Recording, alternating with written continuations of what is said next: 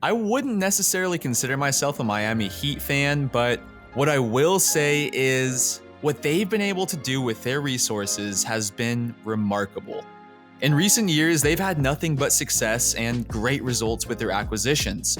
They've been able to take undrafted players and G Leaguers and turn them into NBA-ready rotational players. And more impressively, with those same rosters, they've been able to steamroll their way into the Eastern Conference Finals. They even almost swept the Milwaukee Bucks. And if you've been watching any basketball this season, you know that's a big deal. They even had the rookie Tyler Hero, who no one thought the Heat would pick up 13th overall, averaging double digits and shooting over 40% from the three in that Bucks series. But when you have Pat Riley as the GM and Eric Spoelstra at head coach, I guess there's really no real surprises here, which could tell us a thing or two about Duncan Robinson. After watching him play and digging into his story, it only took me a couple minutes, really, to realize the Heat could easily have a goldmine on their hands. Yo, what is up, guys? It's Andre. This one was at your guys' request. We've been getting a lot of comments about Duncan. To be honest, I never gave him too much thought, but I'm glad to say that's no longer true, and, well, here we are now. If you enjoy content like this, make sure to turn that like button blue. And finally, we're trying to hit 50,000 subscribers by the end of the year, and if we do, we have some pretty crazy stuff planned, so make sure to subscribe as well. When we watch an NBA game, we're not seeing the years of hard work and adversity behind the players. We only see the finished product. Carmelo Anthony had to live in a 2-bedroom house with 8 people in the Brooklyn projects, with dreams of one day wearing a Knicks jersey. Jimmy Butler was kicked out of the house at 13, only to couch surf and even spend some nights in a gym. Giannis Antetokounmpo was a street vendor in the streets of Athens and also spent many nights in a gym. Then there's Duncan Robinson, the overlooked, once 5'7" and mediocre junior varsity athlete from an island in New Hampshire with a population in the hundreds, who had big aspirations of playing Division III college basketball. You don't have to look far to see that Duncan Robinson has had an uncertain basketball career. At one point, he would even consider himself lucky to find himself on a Division III basketball roster. However, it wasn't long until Duncan would excel, to say the least.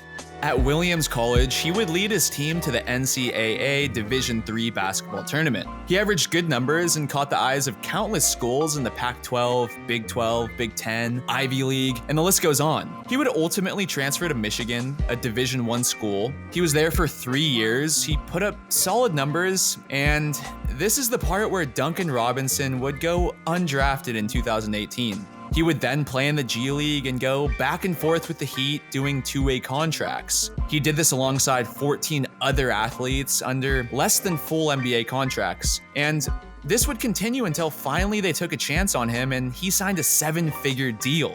He debuted in the 2018-2019 season against the Knicks with just a few points. And in this entire season, he only played around 160 minutes.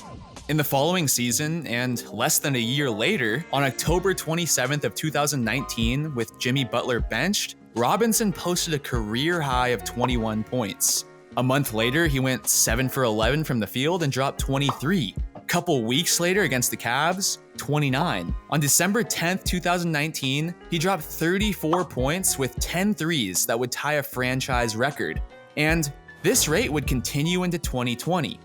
In what I would call Duncan Robinson's first established season in the NBA, he's already shattered all expectations. He's had the single season 3-point made franchise record with 270. He's the first player to average a 2-point, 3-point, and free throw percentage of above 60%, 40%, and 90%. He tied the record for making 9 threes without taking a 2.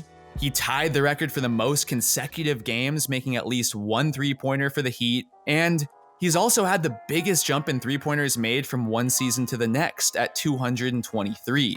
All of this, and there's still more basketball to be played. Win this one.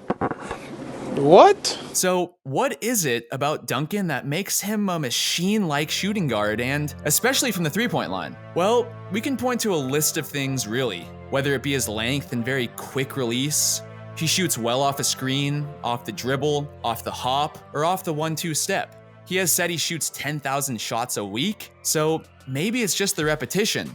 Maybe it's the Bam Adebayo combo, which might be the most lethal duo in the NBA currently. They average 114.8 points per 100 possessions when they share the floor, second only to the Mavericks. But whatever it is, it's there, and we're all starting to notice. I don't see Duncan going anywhere, and if anything, as he develops more confidence in his shot, I think the sky's the limit.